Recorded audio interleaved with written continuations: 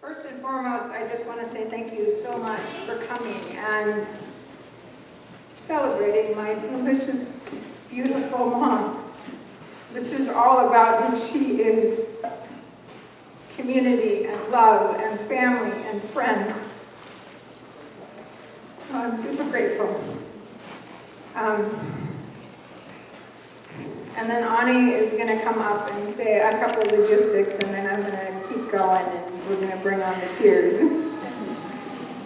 So I created this altar with the help of Samia. I went over to her home last week, and we've just walked around the house and talked about Viviana and pulled in some feelings and some stories and some memories of her. So almost all of these things are from her home.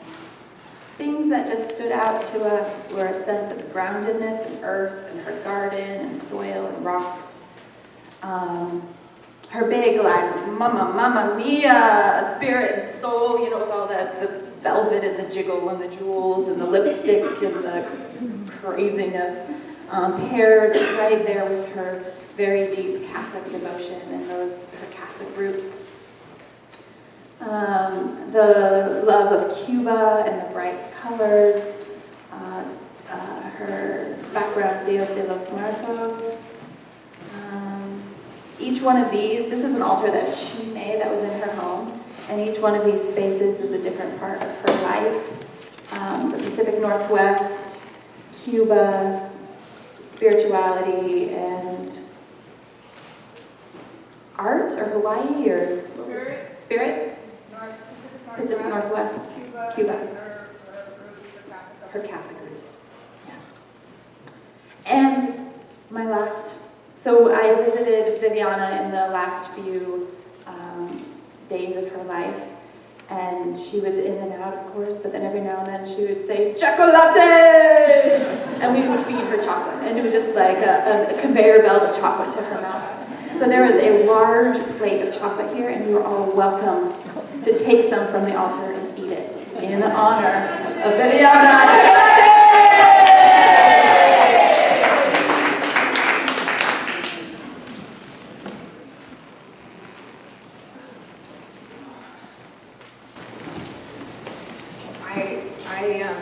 I thought about writing something down, and I kept thinking that I needed to write some beautiful thing that talked about who she is, and I kept hitting this wall, and I thought, she's more fluid than that. I can write and write and write, but what she is dance and heart and soul. And I decided that I would just stand up here and wing it. Because that's what she does, and that's how she's lived her life.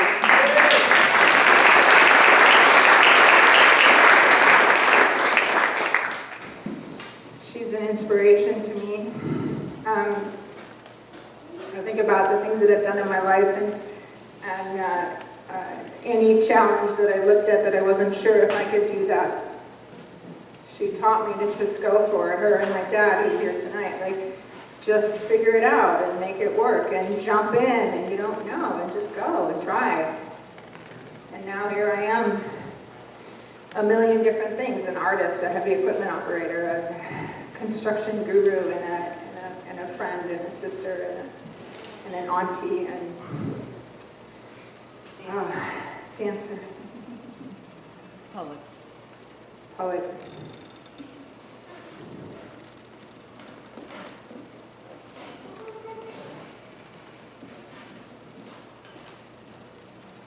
I was so grateful.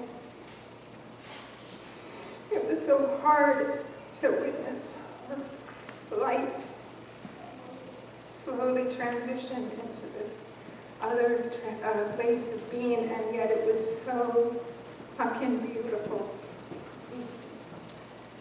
to walk with her on that path,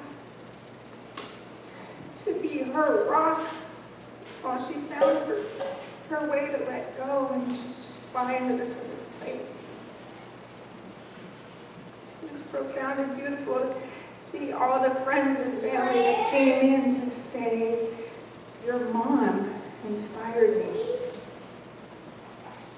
Your mom loved me. Your mom talked to me, your mom, whatever, right? Fill in the blank. Because who she is for you and who she is for me are a million stories that we're going to continue on for years to come. I'm running out of steam and I don't know what else to say, but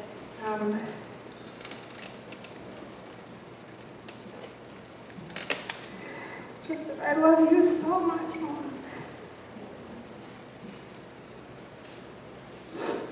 And I'm so grateful and honored to be your daughter and to share space with my sister as your children.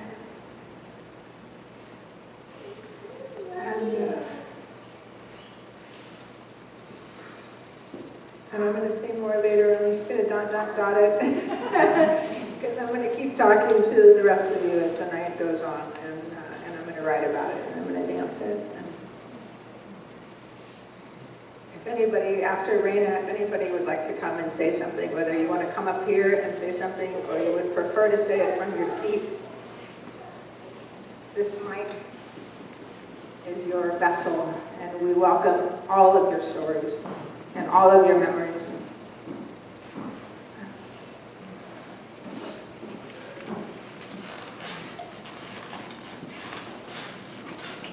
Thank you, Susan.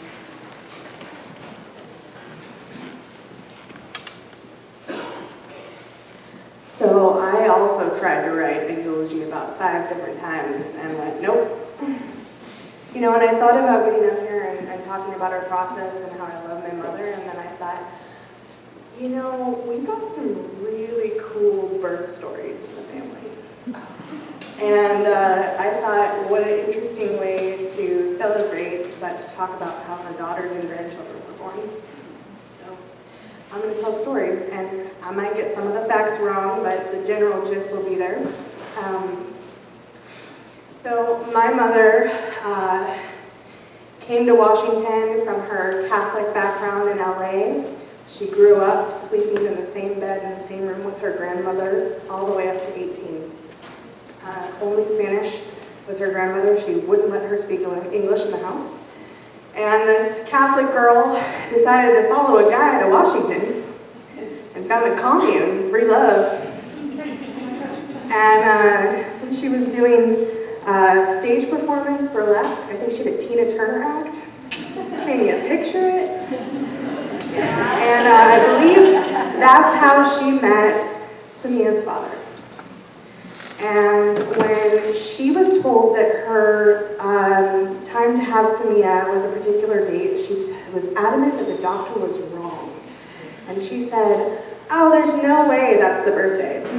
It's going to be at least a week after that. And she decided to hike up Chuckamet, pregnant, 3rd trimester. So Bob ended up having to carry Mom down the mountain because she went into early labor.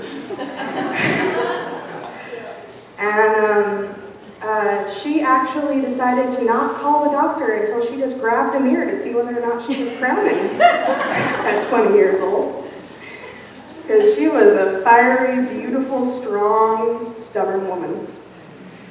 And so they had an on-call doctor at that time in Whatcom County, and him and his assistant came to the house.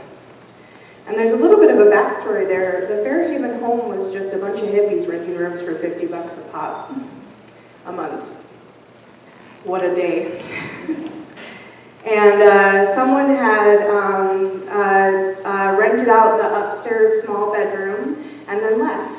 And they had said they weren't coming back, but it was just rented, and they didn't have any place to stay and have a child in town. They just had a cabin out in the woods, and Mom was like, I gotta be in line with that on-call doctor.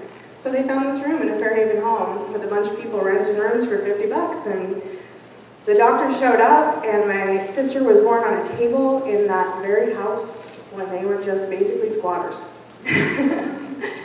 And then a month later, the owners came through and they said, this place is about to be condemned. I mean, it's terrible. It's like 9 inches on the mud in the northeast side, the foundation, everything needs to be fixed. And we're getting older, we don't want to do it. We'd like to offer it to any of you to buy it. $5,000 for the property and the house. My mother, with a newborn in her arms, was the only one who raised her hand. And now it's a beautiful legacy for our family. So that's the Samia tale and part of our history of our home. My mother moved on to go to Maui when my sister was 6. They ran to Maui. She rented the house in Fairhaven while she was renting in Maui. And, apparently my parents met across the room at a nightclub, and that was pretty much the story. Unfortunately, with my birth story, the midwife who had been the midwife on Maui for 30 years, I was the first child she missed the birth. So my sister, who had a cast on her arm, was helping my mother get through contractions with her cast. And then she had to deliver me at 14 years old.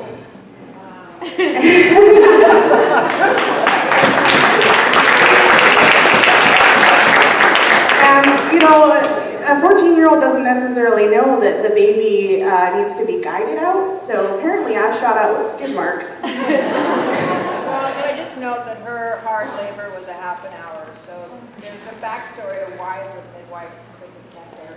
Yeah, yes, the midwife thought that she had more time.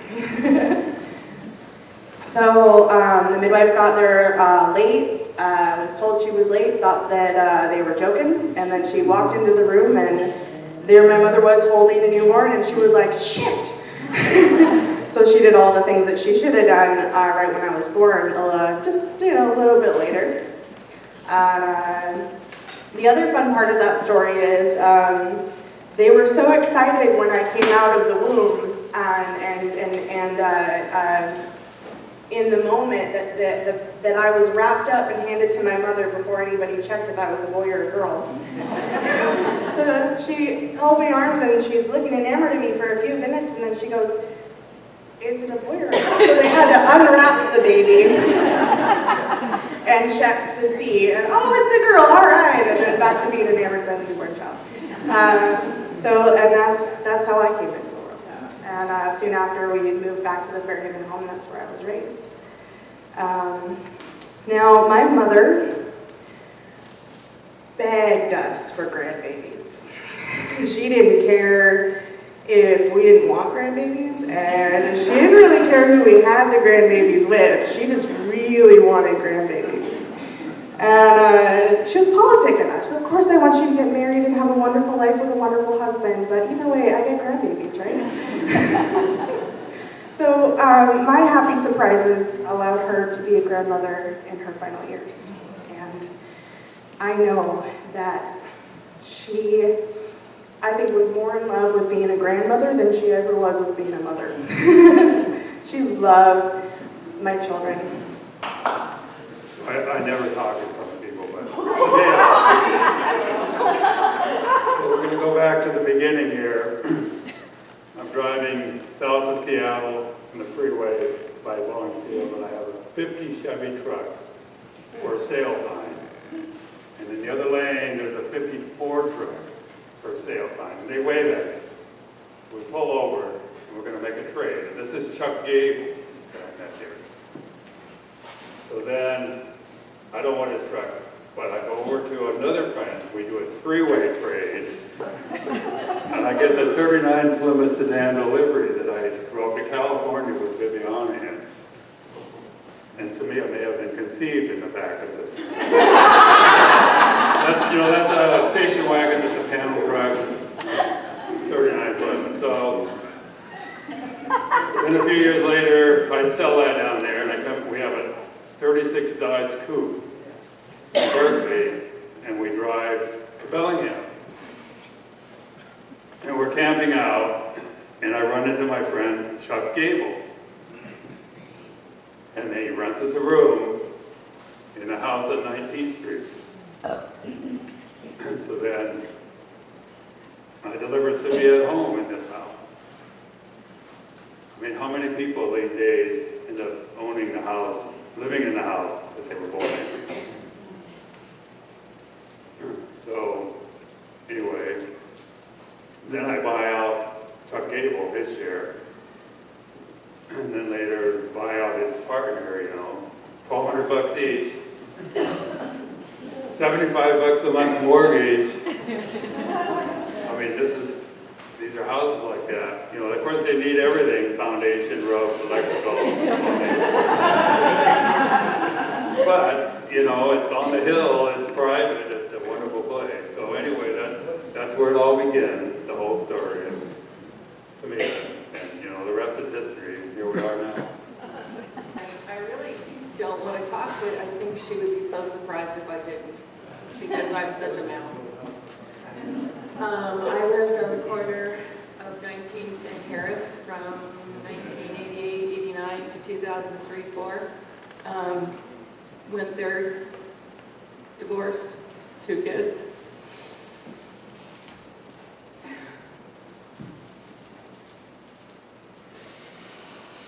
I wanted to go see Viviana, but I lost my mom in September, and I just couldn't bring myself to go for a whole lot of reasons. Still in the grief myself.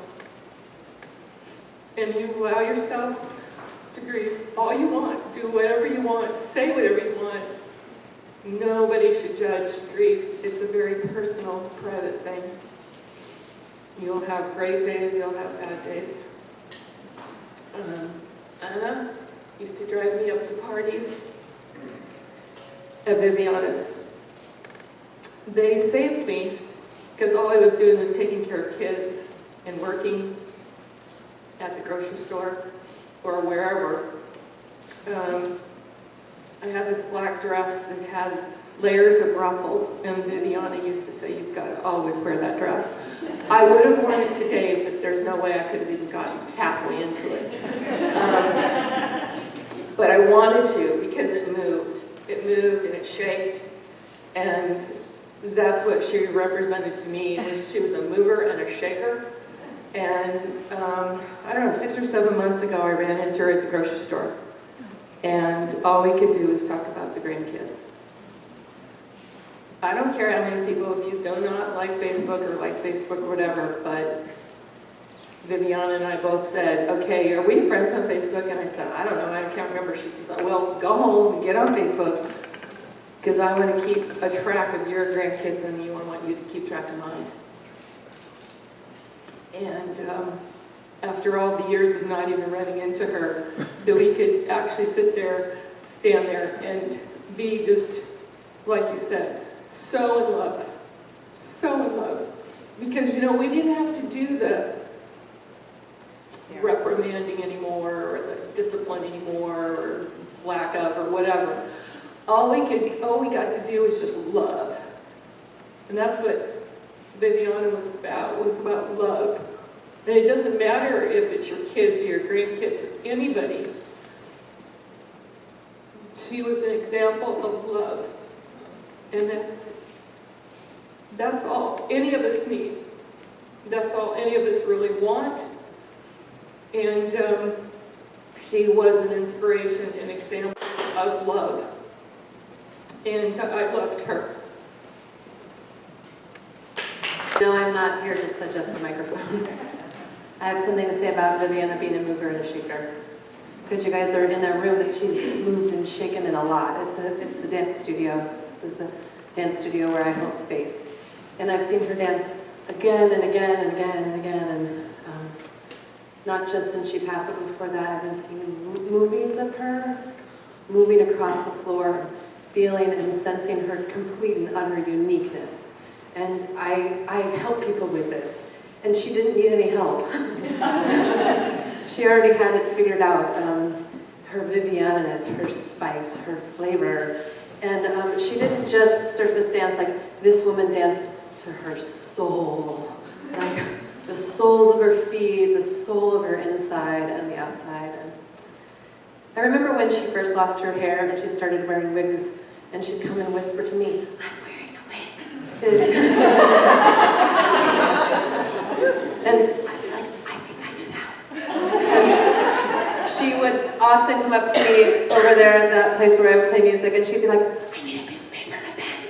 And she'd write me notes and like shove them across the thing. I mean, she was, did you know that? Did she do that? She's embarrassed. She was very, It sounds exactly like what she would do, yeah. She's super audacious. And what I want to say the most about the movies that I see across my mind's eye and her on the floor is her hips. That she could shake her hips. And I think that there are generations of women that would probably raise their hand that are here that say, I studied her moving her hips.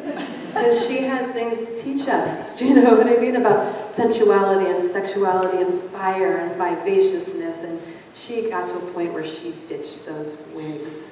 She didn't care anymore. She didn't have to write notes anymore. She just took it off and she was naked, you know? And she danced and she danced and she danced and she danced and she danced.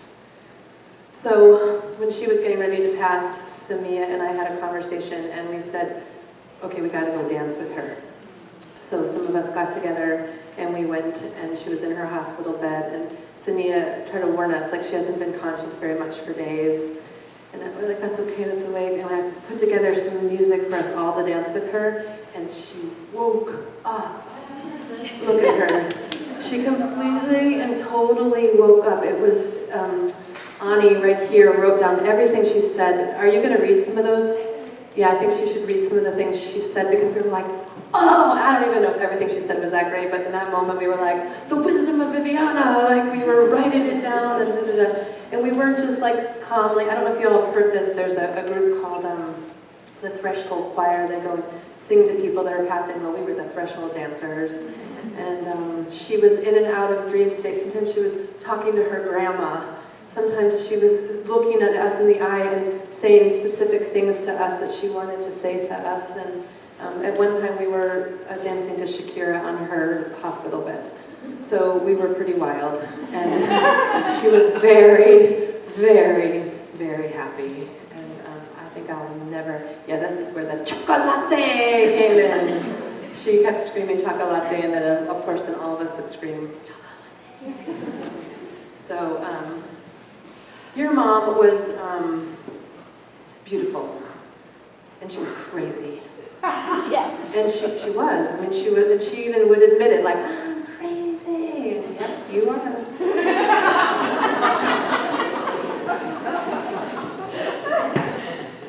And she was passionate, and she wanted to see people. She really wanted to see people, and she also wanted to be seen in her vivaciousness. And I hope today that she really feels seen as we talk about her more and more and more, because boy, was she a piece of work. And I feel grateful my whole entire life for having met your mother. Yeah. Go, Viviana. Hi. So I got to be there with the small group of women who went and danced with her, and it was amazing. And I want to read this poem, but I want to share a memory too.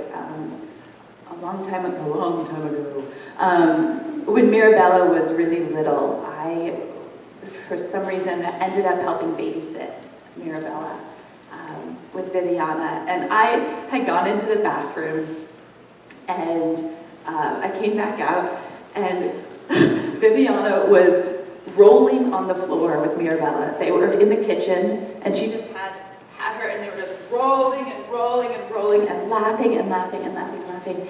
And I had never seen an elderly woman having so much fun rolling on the floor before. And I made a vow to myself that I want to be that type of woman. I'm gonna get a Kleenex. That's just how this is gonna go. But when I was there with the women dancing with Viviana, I titled it, A Dying Woman, Mother Guadalupe. All those times I was busy being crazy. 5 kisses on her own hand, I want to be with you. My grandmother has a strange name. It's Maria.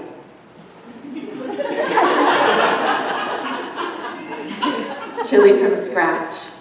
My grandmother taught me to make chili from the heart, to make chili from scratch, the holiness.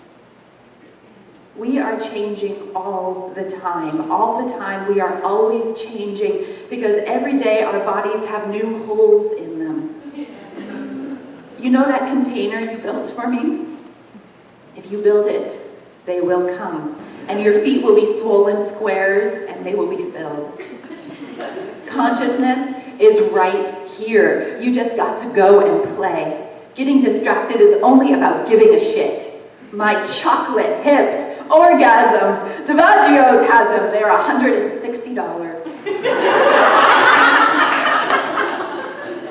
Yellow, yellow, yellow, yellow, Miss Yellow. I wonder how many dolls want to be comforted by colors and don't even know that dolls are a state of being. It's hard for them.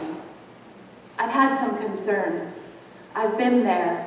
One is landline, one is flatline. I'm not going anywhere. I love her. Missing someone feels different. You'll know if you miss them. Don't make it up. How did we find each other? Little did I know we would find these beautiful women. Mejillas? How do you say that? Yeah, that. Mejillas. That means you are all my daughters. They all have stories. We are such powerful women in this room. We don't quit. I wish you be whatever the best. You are cared for. This is the end of the world. Anything could happen. You know, all of this will happen and I may end up being dead. All you have to do is put your palm out. Be still, my beloved. Open the orifice. You are forgiven.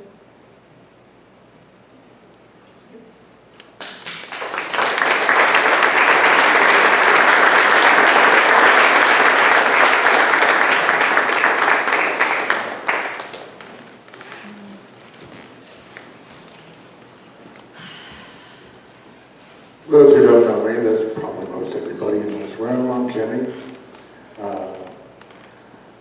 I met your mom a couple of years ago. She kind of shocked me when I first did because I was there to pick up your kids to babysit and you were running late. First words this woman spoke to me was, "You better take good care of my grandchildren or I'm going to rain hell on you." I said, "Yes, ma'am. No problem." I'm very thankful to say that to this day she hasn't had to rain hell on me. But just from that one statement alone, it told me so much about how much she loved her family. And seeing everybody here in this room, I can see how many people's lives she's touched. And if it wasn't for her, probably nobody here would be here today. So from my heart to you, I'm very sorry for your loss. Thank you. She just was just there, and I kind of played psychic food with her and would bring her food that she wanted but couldn't say she wanted, and that was pretty cool. But one night, Rainey came over with the kids, and they slept upstairs in Viviana's bedroom, and the next morning they came down, it was all this ruckus, and so I really felt like we needed whipped cream, and I made Raina bring that over, and the kids came in, and I cooked them breakfast, which was French toast and whipped cream, and Mirabella, when she finished, she got into bed with Viviana, and she looks at me and Samia, and she says, "You know, Viviana was upstairs last night. She was climbing the walls, and I saw her in the mirror." And but she wasn't scared, and she talked about it a little bit. But then she had to go to school, so when she left, I got in bed with Viviana, and I said, "Hey, you jumped the realm last night, and you were up there in the room, and so I know that you were practicing to be a guardian angel." And she opened her eyes and she's like, "Yes!"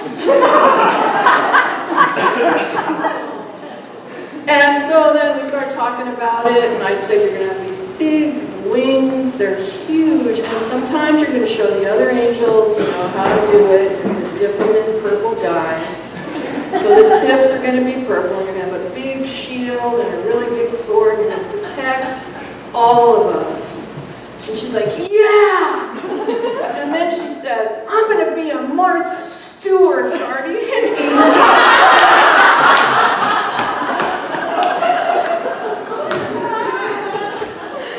So I had a dream about her about a week ago, and she was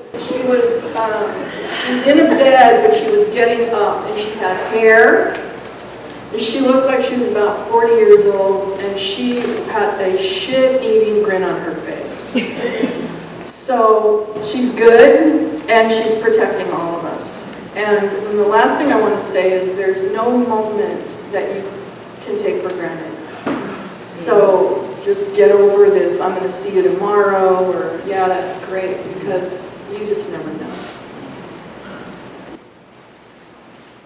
I met Viviana through the Caution Chorus, and I don't remember how long ago. It's been a very long time, probably 15 or 20 years ago, when her girls were young. And she sang alto, and I sang soprano, so typically people in those two sections would not get to know each other very well because we didn't sit next to each other, but we would always have great after parties after concerts. And I went to one with her. I don't remember whose house it was, but they were playing some great music, and I have always loved to dance ever since I was a tiny person. And she and I started to dance, and we looked at each other and went, you dance like I do, you know? And so we bonded over salsa dancing, and she became the big sister that I never had. I'm the oldest of three, and we're very, very close in age. My youngest sister's 3 years younger than I am. And I always kind of wished I weren't the older one sometimes. And when I met Viviana, I not only found a friend, I found a sister. And we didn't, like with my sisters now, we didn't see each other every day or talk on the phone or you know, incessantly, but we kept in touch every year, and we formed a standing date that we would go every day to Village, every New Year's Day. We would go to Village Books and meet there for their big sale, and we would buy each other a book that we personally each liked. And so we did that this year too, and we couldn't find a book, but we decided instead to buy Christmas tree ornaments and earrings at Paper Dreams. So I'm wearing Christmas earrings that Viviana got for me. She was such a generous, as many of you know. I mean, I can't add anything to all of the amazing accolades that everyone has already attributed to her. But one thing that she did with me, she was incredibly generous. She loved to go shopping. She loved clothes, and so do I. And so when she would go shopping someplace like the Goodwill in Seattle or something where they had really awesome clothes, she'd pick out some stuff that looked like me, and she'd just get them and bring them back. She said, I thought of you, and I thought you might like this. And I always did. And about 5 years ago, there was a great salsa band playing on the Village Green down in Fairhaven. And I ended up there by accident. I didn't know they were going to be there. It was a beautiful day. It was sunny, and people were dancing. And so I called her up. I said, you must come down here. It's just up the hill. I said, you've got to come down here, this great band. So she did. She got dressed, put on something really, really flashy, came down, and we were dancing. And for some reason, she thought after a little bit, you know, I have this great shirt at home that I think you should wear salsa dancing, and I think you should have it on, and I'm going to go get it. So she got in her car and drove home and came back, and this is it.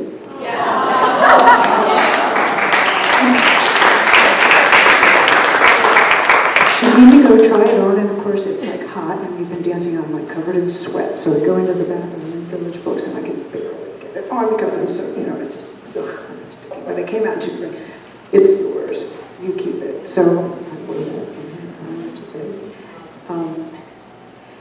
I love what they said about Viviana being all about love, because she was, I don't have really very many real close friends, like most of us, I guess, but she was probably my very closest friend. And she was the only friend that I had that I, without any hesitation, would say, I love you. We would kiss each other, we would hold hands. I don't even do that with my own sisters because our family dynamic was not like that. I mean, we love each other very much, but we're not even that physically affectionate with each other. So I learned to be that way from your mom, because that's who she was. She was all about that. And I know that I will miss her for the rest of my life, but she will always be with me, because she filled a part of me that was empty. I didn't know it was, but she let me know, and so she taught me how to be a more loving person. And the story I wanted to share about her, when I was visiting with her toward the end, we were talking about some of the wonderful things that she said. She was having a day where she was talking and talking and talking, and a lot of it was not making a whole lot of sense. But she was still talking and we were enjoying it. And she turned to me at one point, she said, I don't have the slightest idea what I'm saying, so don't get involved in this conversation.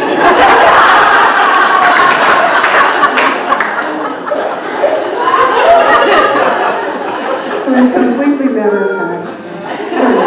I don't know what I'm talking about, sorry. But thinking of something that I could give to her, I've always wanted to do something like the Brushwood's choir, but at this point I don't have time to do that in my life. But I wondered if it would be okay if I sang something? Yeah. Thank you. If I can do it. What I want to sing is from Hawaii, and it's Aloha Ole, and many of you may know that. The first verse of the song, the translation, how many of you know Aloha Ole? The Queen of Hawaii wrote this song after seeing a couple romantically embracing on horseback down on the beach. And she wrote this song afterward. They were saying goodbye. The man was going off, I think, to war. I'm not sure, but at any rate, she felt their goodbye was very heartfelt and very tender. And so she wrote this song later on, and the first verse says, proudly swept the rain by the cliffs as it glided through the trees, still following ever the bud of the Ahai Lehua flower of the veil. It's a beautiful flower in Hawaii. And this made me think of her because of her house up in the valley, in the shade, and all of her flowers that she had around her all the time. And then the chorus is, farewell to you, the charming one who dwells in the shaded bowers, one fond embrace before I depart, until we meet again. And if you know it, sing along.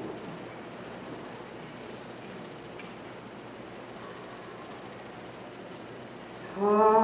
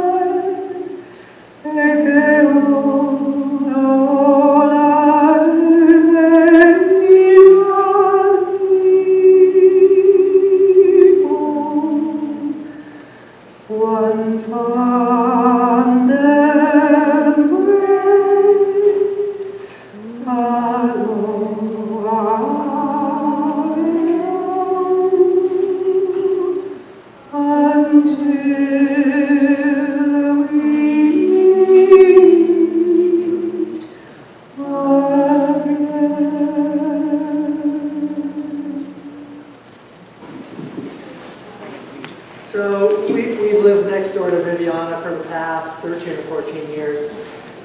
And there was one day when it was beautiful outside, just like today, and I heard some Latin music coming from next door, and I looked out the window, and there was Viviana, and she was singing, and she was gardening, and she was completely naked.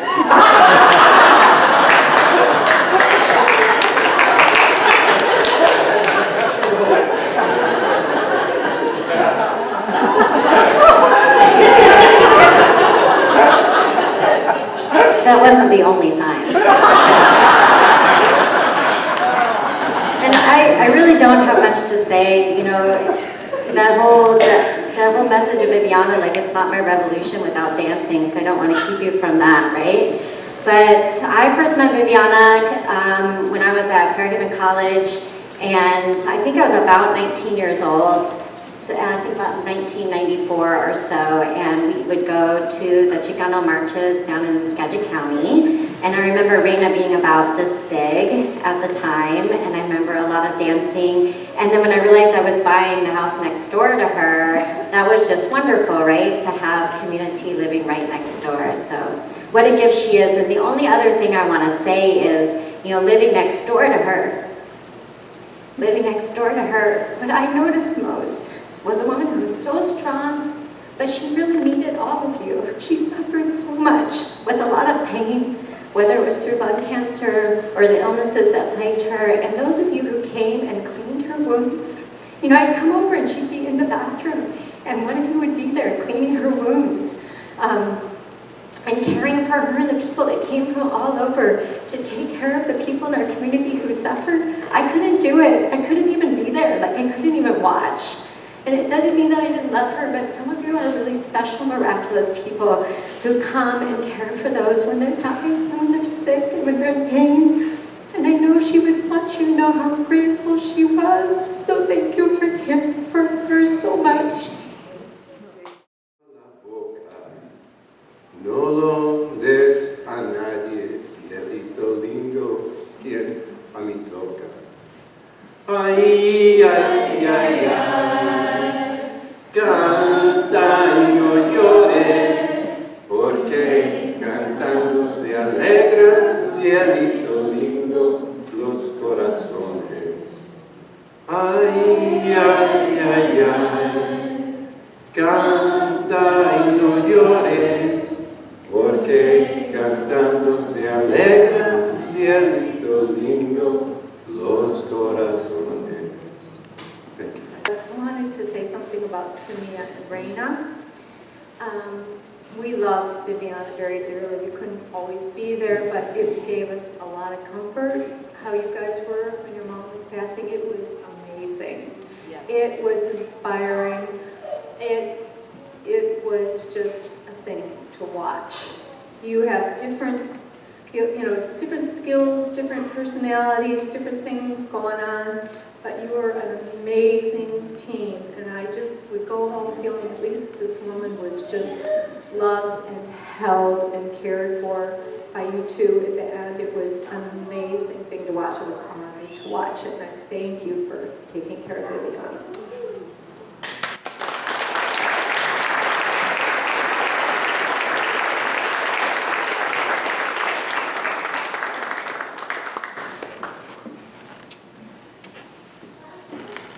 You know, I hadn't seen Viviana for years, but we worked together at the Recovery Center. She was a great, passionate counselor for people in recovery from drug addiction, and I was a nurse there. And sometimes when days were really, really crazy, I'd go down to her office to escape, which doesn't make much sense, right? It was bad crazy and good crazy. And I didn't remember until just about 20 minutes ago, I had shared with her one time a quote from a great teacher of mine, an Episcopal priest named Laura Fraser. A quote that she gave me. And Viviana stopped and said, say that again. So I said it again, and she's listening. I mean, you know, usually she's off again really fast, but she just took that in. She said, say it again. So I said it again, and she went, wow, and then went off. I'm going to share that quote with you. When an old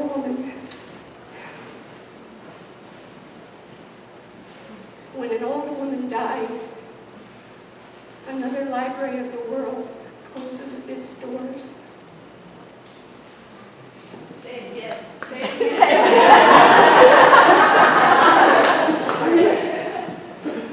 When an old woman dies, another library of the world closes its doors.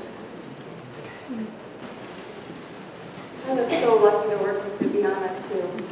I moved to Bellingham in 2004, and I was a fledgling therapist, and I was so green, and I started on the recovery unit, and Viviana became my mentor very quickly. She scared me. She looked at this far from my face, looked right into my eyes. She wanted to know what was happening deep, and she did this with her patients too.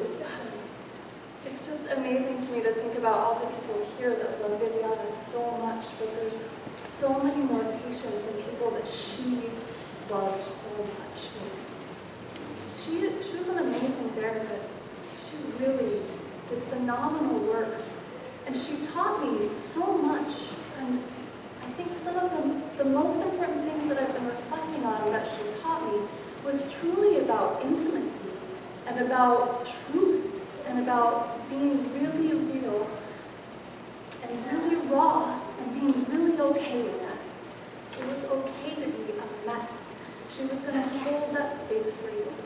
It was okay to scream. It was okay to break stuff. It was okay to throw paint on the walls. It was okay to just really be. And it was a really profound lesson, I guess, that she shared with me to really allow myself to open up, to cultivate that with my own patients over time too.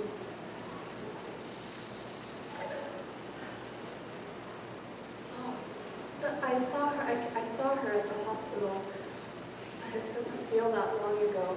I walked in the room and she was in bed, and she jumped up and she grabbed my arm, and she wasn't supposed to get out of bed. And she was holding onto my arm, and she drags me across the room, and we were hiding from the nurses in the bathroom. We're in this bathroom, it's like this big, and I'm trying to kind of hold her up and make sure she doesn't fall, and I'm a little worried about her balance.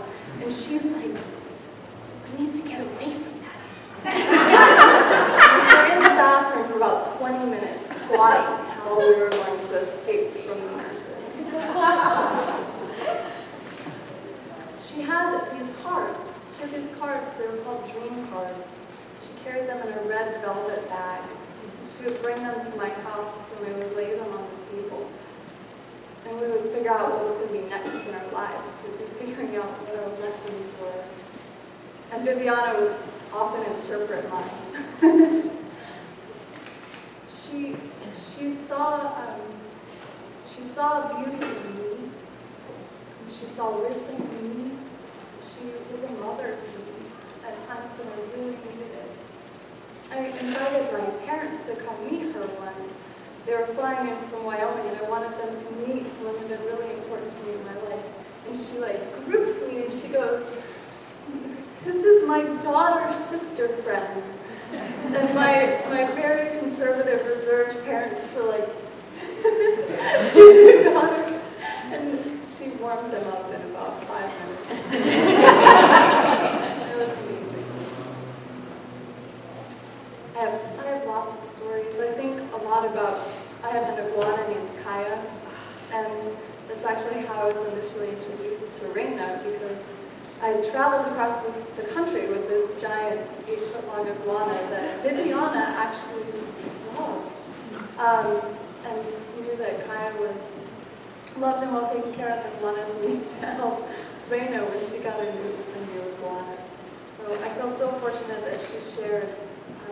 me with you. Just all my love. So I've been known Viviana since I think '94, but both personally, my daughter and Raina were friends. My wife sung cultural chorus with her, but actually I first met her as her supervisor at Catholic Community Services.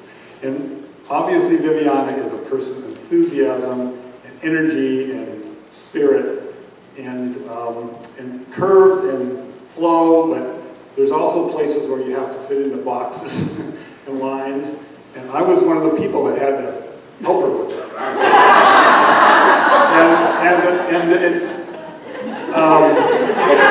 obviously, as I said, very, very talented,